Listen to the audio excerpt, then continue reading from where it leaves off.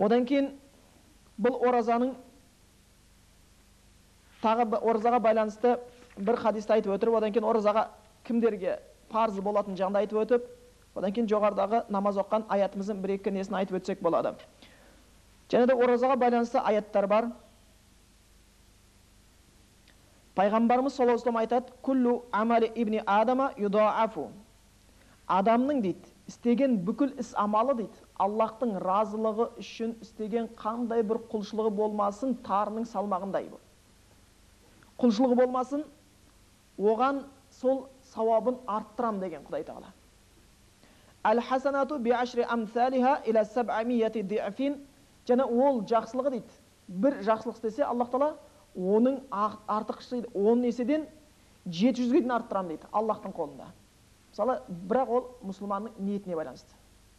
Мысалға, бір адам Алла жолында құрмадай нәрсені садақа қылуы мүмкін, бірақ ниетінің күштілігі үшін, Аллахтың разылығы деген үшін, Аллахтың қасында соған жолықсам деген мықты ниет үшін, ол сол титтей құрмадай сауабының арқасында таудай сауаптарға ие болып кете береді дейді. Енді бір адам дейді, таудай нәрсе істеуі мүмкін Аллах жолында, бірақ ар жағында ел көрсе екен, мақтаса екен, білсе екен, ойпырмай қандай күшті қары, қандай күшті ғалым, қандай жомарт деген сөздерге жету мақсатында, қажы екен, басқа екен деген сөз жету мақсатында таудай істеген құлшылығынан тарыдайда сауап таппай кететіндер болады екен. Сондықтан адамның дейді, Алла үшін істеген ісіне қарай дейді, Аллах Тағала оны еселейді, 10 еседен 700 есеге жеткізеді дейді. Және айтты, Аллах Тағала айтады: "Қал Аллаху азза ва джалла", ұлы болған Аллах Тағала айтады: "Илля саума фа иннаху ли ва ана аджзи бихи". Бірақ ораза бөлек дейді. Ораза бөлек дейді. Аллах айтады: "Бұл ораза мен үшін" дейді. "Оның сауабын өзім берем" дейді. Оразаның бір артықшылығы, Аллах Тағала оразаның сауабын өзім берем деген екен дейді. Аллах айтады: "Ядау шахватаху ва таамаху мин аджли", өйткені ол менің разылығым үшін ішіп жеуден тыйылды дейді. Сусын ішуден, тағам жеуден менің разылығым үшін тыйылды дейді. Және ораза ұстаған адамға екі түрлі қуаныш бар дейді. Екі түрлі қуану бар дейді. Біреусі айнда фитрихи, ауыз ашқан кезінде, екіншісі айнда лиқа раббихи, Раббысына жолыққан кезде дейді. Ертең Құдайымызға жолыққанда Аллахтың парыз еткен оразасын тұтуымызға байланысты жүзіміз жарқын болады екен, сондай екі түрлі қуаныш болады екен дейді. Одан кейін хадистің жалғасын айтады: "Вала халуфу фихи атяб индаллах мин рихил миск". Ораза ұстаған адамның аузынан шыққан иіс, адам қарны аш болған екен не болады? Басқаша иіс шыға бастайды ауыздан. Бөлек иіс шығады. Сол иіс дейді, Аллах үшін мисктің, жұпардың иісінен де, ең жұпарлы әтірдің иісінен де артық дейді. Аллах үшін дейді. Өйткені ол Аллахтың разылығы үшін ораза ұстаған болып келеді екен. Сондықтан бұл ораза айының көптеген сондай өздерінің ерекшеліктері бар. Оразаның мұсылман жаңағы ұстаған пендесін дозақтан қорғайтындығына байланысты, оразада көптеген ізгілікке жетуге байланысты. Одан кейін ораза, Аллах айтады, "Мені менен құлымның арасындағы сыр" дейді. Сыр дейді. Бұл сырға толы ғибадат. Өйткені басқа құлшылықты біз Аллах үшін намаз оқимыз, бірақ елмен бірге оқимыз, ел көре береді. Басқа құлшылықтарды. Мысалы, Аллах үшін мешіт соқтық, елдің көзіне көрініп тұрады. Аллах үшін бір неге істесек, елдің көп құлшылықтарымыз көзіне көрініп тұрады.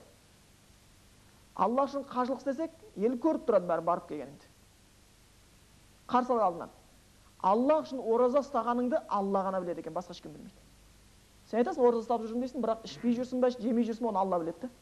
Ел білмейді. Сондықтан бұл мені менен құлымның арасындағы сыр дейді екен. Бұл содан бір ерекше болатын сондықтан. Сондықтан бүкіл құлшылықты Аллахтың разылығы үшін болу керек екен. Пенде өзі айтпайынша ешкім оның ораза екенін білмейді. Ал парыз оразасында Аллах үшін ораза ұстап жатырмыз дейміз, бірақ оны қандай күйде ұстап жатқанымыз, шынымен де аузымызға су алмай, шынымен де тағам жемей, күнәлі іс істемей ораза ұстап жатқанымызды, ол тек Аллахқа аян, қалғанымыз тек айтқан сөзге сеніп қоямыз, ал Аллах расында біледі екен. Сондай оқиғаның бірі бар. Бір кісі мешітке кіріп намаз оқиды. Қасында екі кісі Құдайға тасбих айтып, кешірім сұрап отырады. Ана кісі келеді де намазды енді өте ұзақ оқиды. сәждесін ұзақ қылады, Құранын ұзақ қылады, рукуғын ұзақ қылады. Ана екі отырған екісі таң қалып, бір-біріне сыбырлайды. Намаз қандай әдемі оқиды. Мына өзі тақуа адам ғой деп айтады, ойлайды. Сөйтсе ол кісі мақтану үшін оқып жатқан екен. Сосын анау елдер, Алланың екеуінің сөзі оның құлағына жетеді, намаз оқыған кісінің. Қандай мықты оқиды намаз. Біз шыдай алмаймыз. Сәжде қалай ұзақ жатады? Анау қалай ұзақ тұрады? Десе анау кісі мақтанып, естіп қалады да қуанып кетіп, тағы айтады дейді, намаз үстінде тұрып. Мен және де оразамын деп қояды дейді екеуіне. Мен тағы оразам бар деп айтады дейді. Өйткені оны айтпаса білмейді ғой. Намазды көре аласың, ал оразаны білмейсің. Сондықтан бұл сыр, Аллах пенен пенденің арасындағы сыр болып келеді екен. Енді ораза кімдерге парыз, қандай шарттармен ораза ұстайды екенбіз? Бірінші, мұсылман болу. Кім өзін мұсылман есептейді, ораза ұстайды? Мұсылман деген адам ораза ұстайды. Бірінші, мұсылмандығы. Аллахтың дінін қабылдайды.